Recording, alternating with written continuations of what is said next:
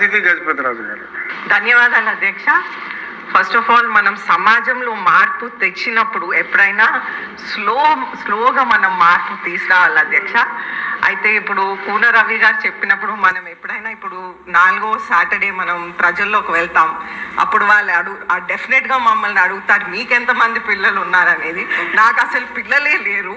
So నాకు maximum ఇది అక్షంతలు వాళ్ళ దగ్గర నుంచి డెఫినెట్గా పడతాయి. అయినా కానీ మనం ఒక పాలసీ తీసుకున్నప్పుడు మనం ఎడ్యుకేట్ చేయాల్సిన అవసరం ఉంది. అయితే ఆ పాలసీ విధానంగా మనం ఎడ్యుకేట్ చేయాల్సిన అవసరం ఉంది. కానీ మార్పు అయితే ఎప్పుడైనా స్లోగా రావాలి.